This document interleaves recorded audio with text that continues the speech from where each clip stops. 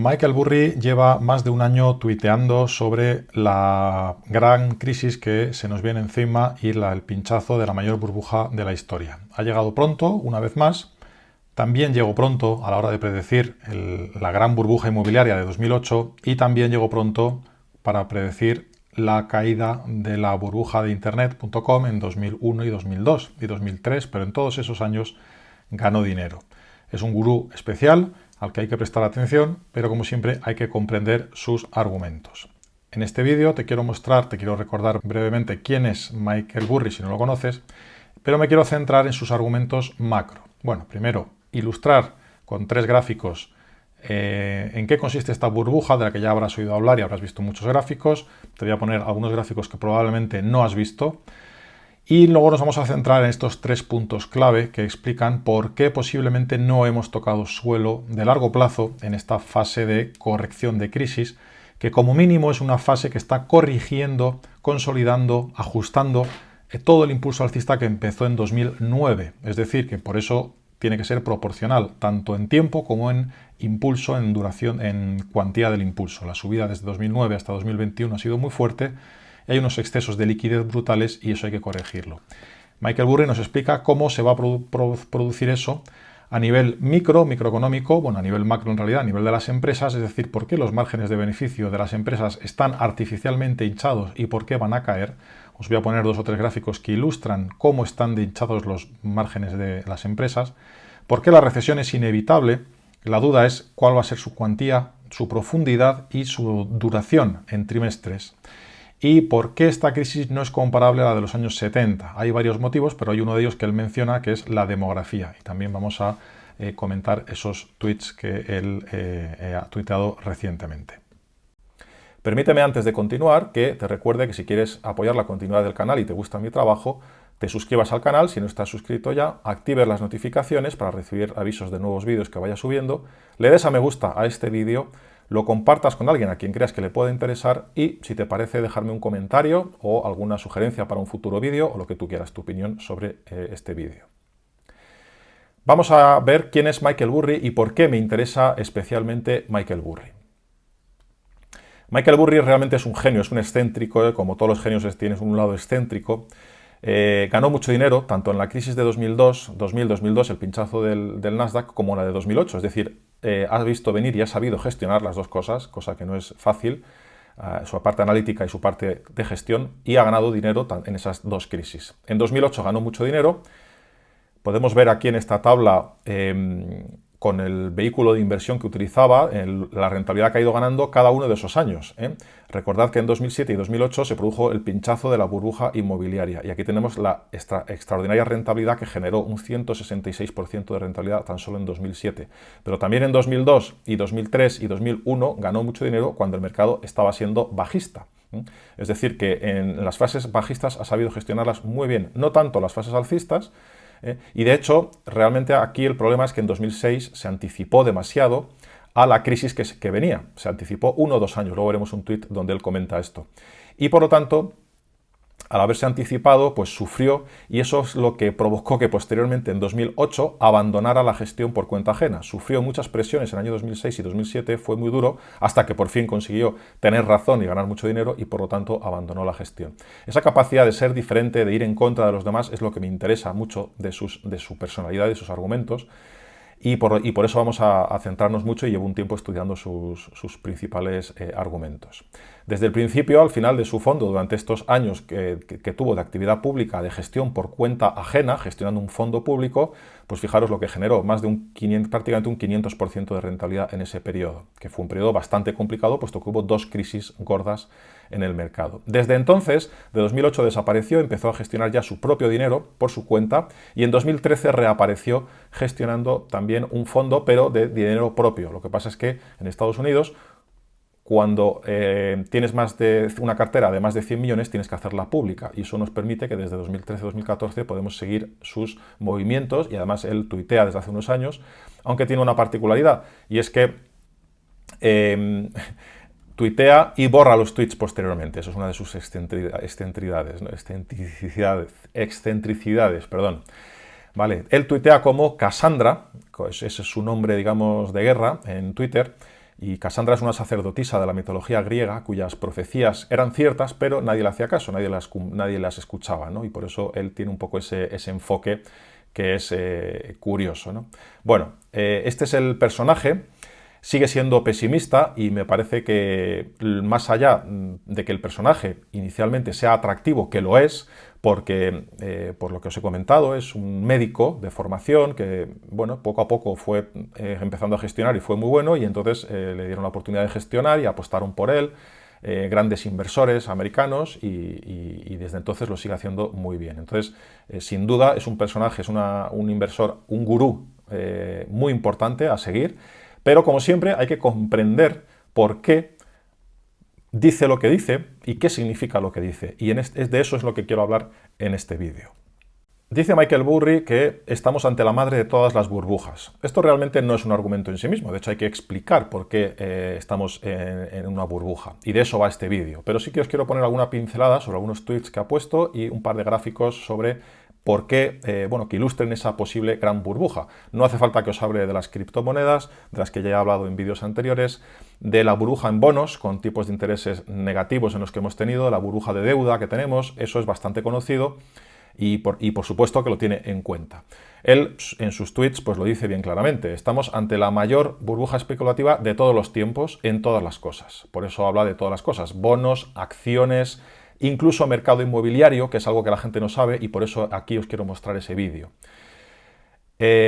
Como dice, a él le han apodado el broken clock, es decir, reloj roto. ¿Por qué reloj roto? Porque ha llegado pronto, llegó pronto a todas las crisis. El timing de un pinchazo de una burbuja es lo más complicado, y solamente ese motivo ya hace que para la mayor parte de los mortales no sea apropiado intentar jugar esas burbujas, porque llegar pronto, como decía John Maynard Keynes, el considerado mejor economista, aunque es discutible, mejor economista del siglo XX, el mercado puede permanecer irracional mucho más tiempo que tu bolsillo solvente.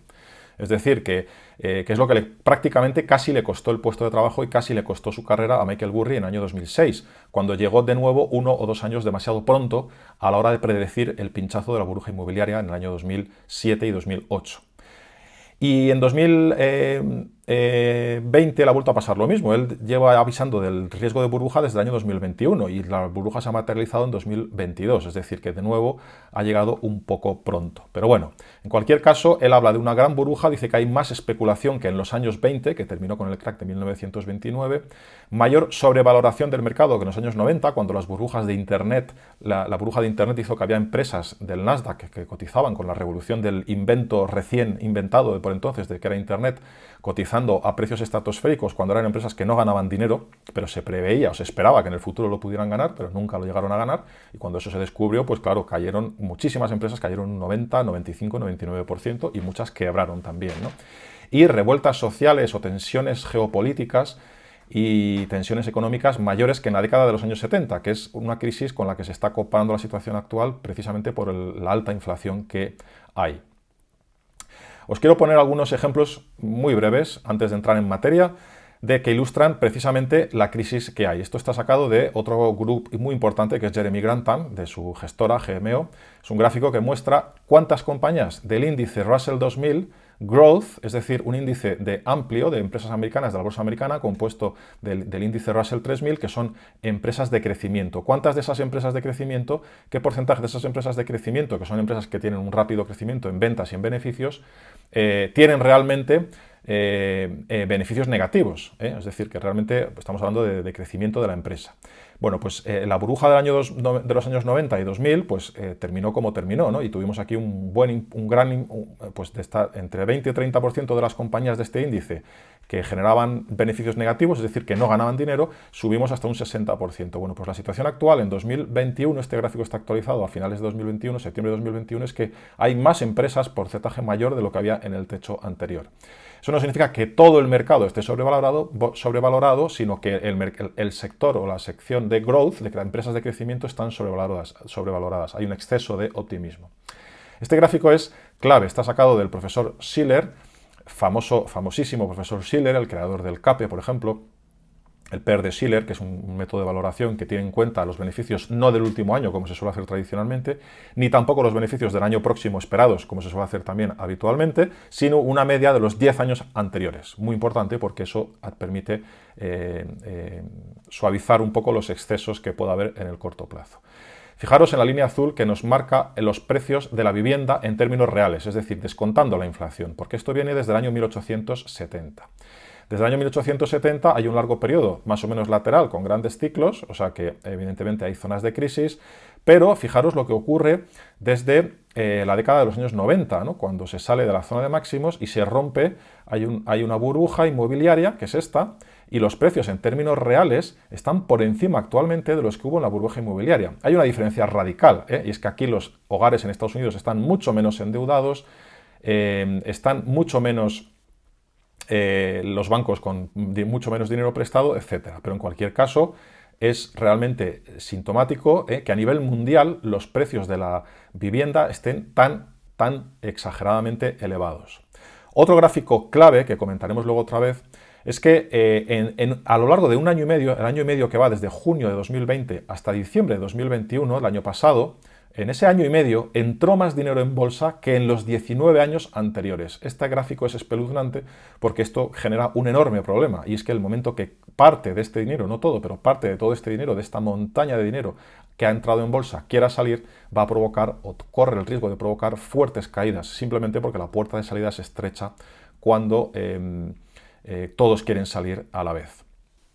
Este argumento de Michael Burry es clave de comprender para saber que hay fases, hay ciclos a lo largo de un mercado bajista que se van quemando, ¿no? Y tenemos que entender los tiempos que tiene la macroeconomía para terminar realizándose. Él dice que nos fijemos, que estemos atentos a los profit margins fall, es decir, a la caída de los márgenes de beneficio. Y que luego veremos cómo los ratios de precio de las acciones respecto a sus ventas, es decir, el valor que tiene la empresa respecto a las ventas que tiene, como también caen. Esto es secundario, pero lo que es importante es por qué los beneficios y los márgenes de beneficio de las empresas van a caer. Su argumento es muy sencillo. Dice, en la fase temprana de una era de inflación, de una época de inflación, realmente las empresas que tienen poder de fijación de precios, por ejemplo, Microsoft ha subido un 20% los precios del Office, hay muchas empresas subiendo precios que tienen la capacidad de poder subir esos precios. Y en esa fase inicial, en lo que se llama el pricing power, la capacidad de fijación de precios, el poder de precios de esas empresas, va por delante. ¿Va por delante de qué? Va por delante de los salarios, los sueldos y salarios, y de los costes de fabricación o los contratos de demanda de las empresas. Es decir, primero llega la inflación, pero principalmente, entre otras cosas, porque las empresas que tienen capacidad de fijación de precios suben los precios en primer lugar. Pero todavía no han sufrido los efectos de la inflación, es decir, todavía no han sufrido los efectos de las subidas de salarios, que será lo que venga en la segunda oleada, la segunda fase, ni los efectos de las subidas de los costes de materiales y costes en general de fabricación o de venta de servicios. Y hay dos gráficos que os voy a poner para ilustrar, que están sacados de mi página web, de Alpha Inputs, de mi web app de herramienta para inversores. Empezamos por ver los corporate profits, que son los beneficios empresariales. Y vemos lo que ha ocurrido con el confinamiento desde el año 2020. Ya venían tendiendo al alza, lo cual ya da una idea de una reflexión importante. Desde el año 2010, toda esta década, han estado en niveles altos. Bueno, en este caso, vamos a ver, esto no es en porcentaje, no son márgenes de beneficios, sino los beneficios totales, y es normal que vayan creciendo, ¿no? Pero se produce un salto extraordinario desde el confinamiento, en gran parte debido a la gran liquidez creada por los bancos centrales y la gran liquidez creada por la deuda emitida por los gobiernos y por las ayudas o subvenciones emitidas por los gobiernos, que realmente han aumentado la tasa de ahorro de la gente y han permitido que las empresas puedan subir los precios y generar esos beneficios. Los beneficios de estas empresas, corporate profits en Estados Unidos, suben un 73% desde el suelo del confinamiento del COVID. ¿Cuánto suben los sueldos y salarios de los empleados? Un 30% desde ese suelo. Por lo tanto, ha habido una distribución muy desigual de ese boom que ha habido. Y a partir de aquí, lo que dice Michael Burry es que lo normal es que esos beneficios de empresas pues, solamente puedan caer y consolidarse. Si combinamos estos dos gráficos que os acabo de poner, podemos tener este gráfico que en la línea roja nos marca en los beneficios, pero en porcentaje del Producto Interior Bruto, es decir, en porcentaje de la riqueza nacional fabricada. Esto nos da una idea de lo que es el margen de beneficio, ¿vale? Que ha subido desde niveles del 8% hasta niveles del 12%, el margen de beneficios, que ya venía de estar en un pico máximo en el año 2012. Y en la línea azul nos da las dos claves, los dos gastos principales que tiene una empresa, que son los sueldos y salarios de sus empleados y lo que gastan en inversión de capital fijo, es decir, lo que van reinvirtiendo para mantener vivo el negocio, ¿vale? Que son los dos costes principales. Lo que vemos aquí es que después del confinamiento no han rebotado y desde hace años esos costes todavía no han rebotado y sin embargo los costes, el margen de beneficio de las empresas se ha disparado. Lo normal desde aquí es que de una manera u otra, especialmente en un entorno de alta inflación y de recesión, es que estos márgenes tiendan a caer. Desde luego lo que no van a hacer es subir y eso no va a ser un alimento alcista para las bolsas. Eso es muy importante de comprender porque realmente el siguiente foco, la siguiente fase que vamos a ver, ahora os monto este gráfico, la siguiente etapa que nos toca en la crisis actual es ver qué ocurre con esos márgenes de beneficios y con esos beneficios empresariales. Igual aguantan el siguiente trimestre, ya sabéis que esto se publica trimestralmente, y vamos a ver qué impacto tiene la inflación en esos beneficios de las empresas. Las bolsas han caído hasta ahora por lo que se conoce como una contracción de múltiplos, es decir, una caída del PER, es decir, el número de veces que se compra o se vende una empresa en función de sus beneficios, ¿no? Si una empresa gana $20 de beneficio pues, y está cotizando a 100, pues estoy pagando 5 veces sus beneficios. Lo que ha hecho la bolsa ha sido caer en el precio y anticiparse a la recesión que viene. Estamos en una primera fase en la que las bolsas han corregido por la contracción de múltiplos y las bolsas han corregido por el temor a la inflación. Ahora entramos en la segunda fase y es el momento en el que las bolsas corregirán por la caída de beneficios, ese es el argumento de Michael Burry, de las empresas, y por el temor a la recesión. Ya no el temor a una inflación, sino el temor a una recesión o a la cuantía de esa recesión. Uno de los grandes excesos que se ha producido con el confinamiento es en el mercado inmobiliario. Tenemos las ventas de viviendas y el precio mediano de ventas de casas en Estados Unidos que desde el confinamiento y ya venía estando alto en zonas de máximos por encima del precio anterior, aunque no está deflactado con la inflación. Fijaros lo que es el subidón absolutamente, digamos, fuera de lo normal del precio medio de una vivienda en Estados Unidos, que ha pasado de $330.000 el precio medio de una vivienda en Estados Unidos a $440.000. Y eso en un periodo de prácticamente un par de años. Lógicamente, esto estuvo acompañado inicialmente de un boom en la venta de viviendas, en el número de viviendas que se vendía, y desde entonces ya se están contrayendo. Han tenido ya un pequeño rebote, que podría ser un rebote del gato muerto también, y están otra vez contrayéndose. Con la subida de la inflación, de los tipos de interés de las hipotecas en Estados Unidos también, y del precio medio de la vivienda en Estados Unidos, el sector inmobiliario, que es un sector muy, muy, muy importante en todas las economías avanzadas, desarrolladas, pues no va a poder añadir, no va a poder sumar puntos. Y esto también es un sector que además es lento en reaccionar, y la reacción va a empezar a verse ahora en la segunda oleada de la crisis, que es realmente lo que tenemos que tener en mente. El argumento de la demografía es uno de los que más me gusta, me parece muy interesante y es una de las grandes diferencias que hay con la crisis de hiperinflación que tuvimos en los años 70. Dice que Michael Burry que algunos comparan la crisis actual con la de los años 70. Dice, pero hay una diferencia clave, y es que en los años 70 se vio un rápido crecimiento de la labor force, la fuerza laboral, la participación de la fuerza laboral, ¿vale? ¿Por qué? Pues porque estábamos todavía en el baby boom posterior a la Segunda Guerra Mundial. Hoy día tenemos justo lo contrario. Las tasas de nacimiento están en niveles de 1950, las familias nucleares están en niveles de 1959 y sin embargo la población es 2 veces mayor y eso evidentemente no ayuda a absorber shocks de este tipo como podemos tener. ¿Qué es la Labor Force Participation Rate? Que en español se dice tasa de participación en la fuerza laboral. La definición es muy sencilla. Es el porcentaje de mayores de 16 años sobre la población total de un país.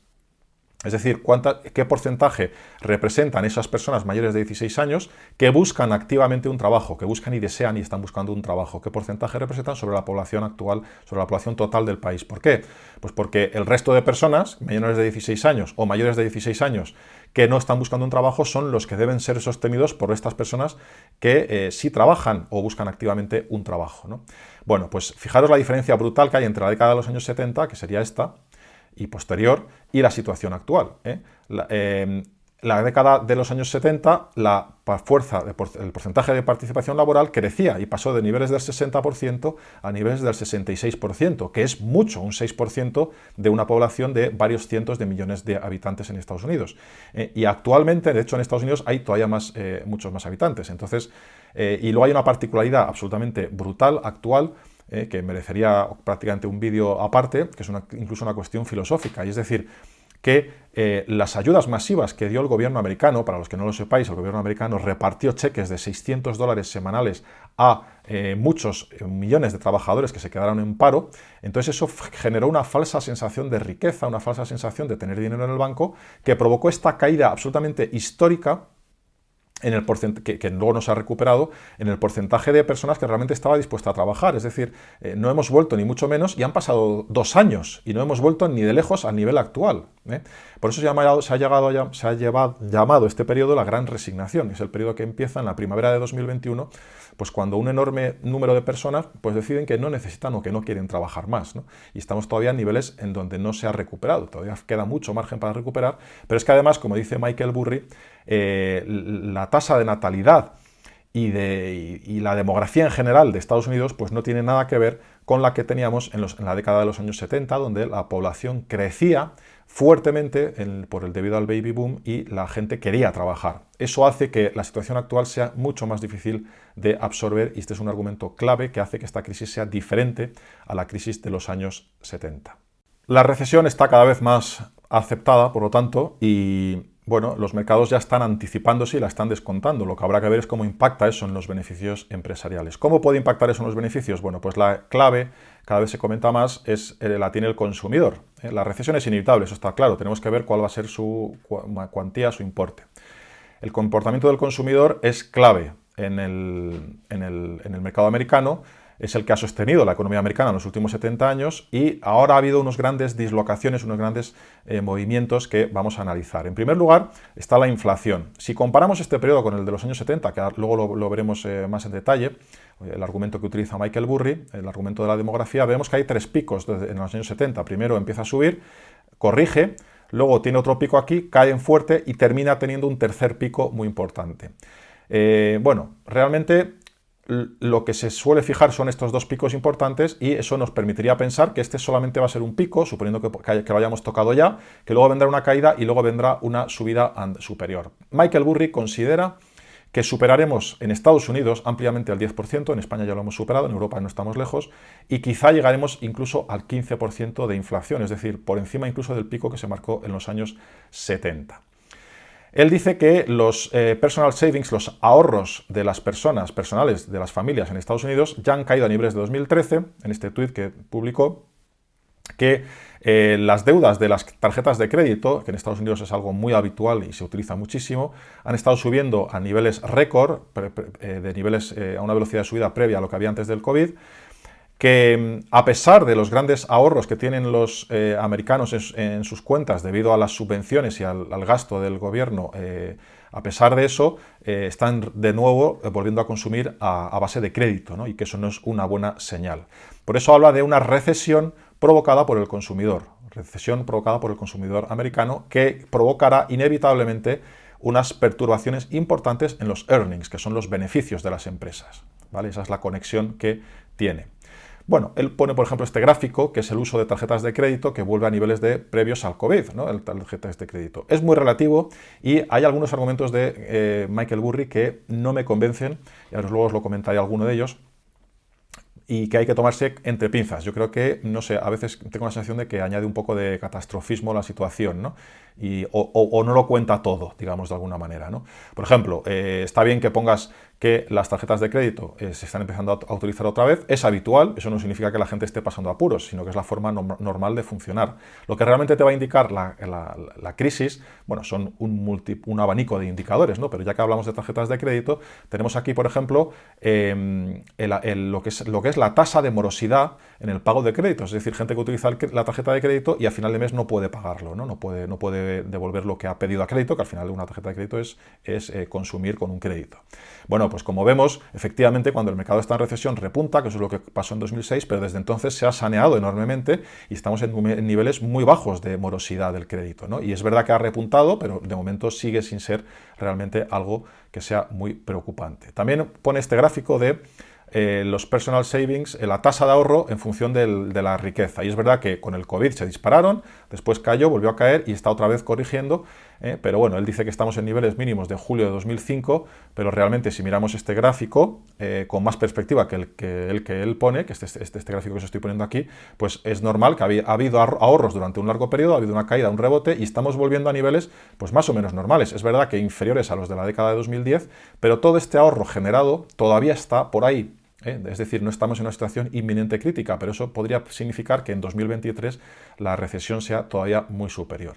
Hay algo que se ha comentado mucho, este gráfico le falta un dato por actualizar, el último dato de la confianza del consumidor, que es un dato mensual que saca la Universidad de Michigan, está ya en niveles de 50. La confianza del consumidor en niveles de 50 significa que está por debajo de la crisis de 2009 y por debajo del año 1980. Es decir, la confianza del consumidor americano está por los suelos.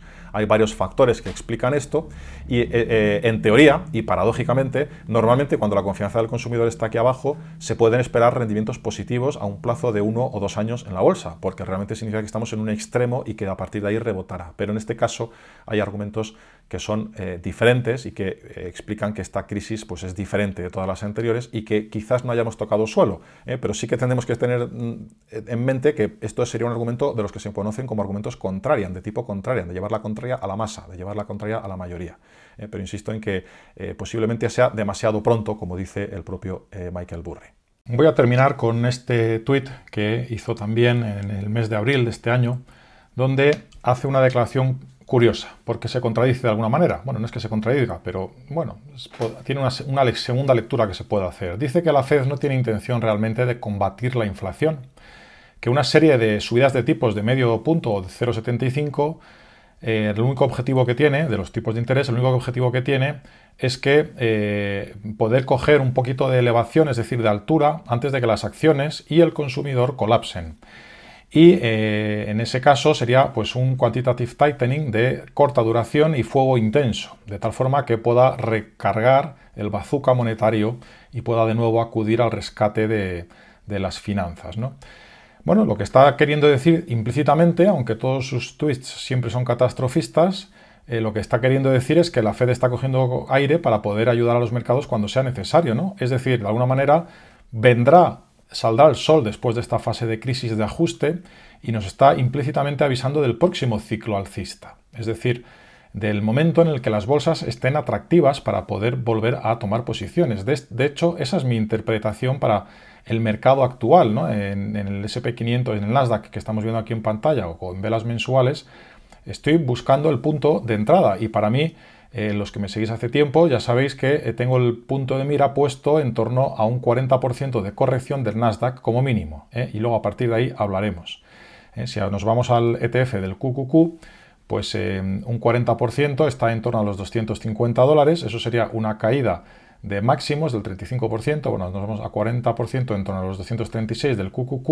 En definitiva, como él bien dice, en eso estoy de acuerdo, en este rango de aquí, pero en vez de irnos un 15% por debajo, pues con la inflación yo creo que nos quedaremos en estos niveles, ¿no? Es decir, estamos ya a medio camino y mi interpretación es que los mercados han caído ahora mismo porque la inflación ha provocado subidas de tipos y esa expectativa de ese temor pues ha castigado mucho al Nasdaq, a las empresas growth. Ahora podría venir un rebote y después una segunda pata bajista que nos lleve a ese objetivo de corrección, que es un poco lo que hay que tener en mente. Eso es lo que nos está diciendo también implícitamente Michael Burry. En algún momento pues las fases correctivas terminarán y termino con un mensaje optimista. Solo los optimistas se hacen ricos en bolsa a largo plazo. Es decir, si tú quieres coger un ciclo alcista, una tendencia alcista de largo plazo del mercado, vamos a coger el S&P 500 que tiene más histórico, tienes que recordar que la tendencia de largo plazo de las bolsas es alcista, y que la forma de ganar dinero aquí no es acertar con las crisis que se producen de vez en cuando, sino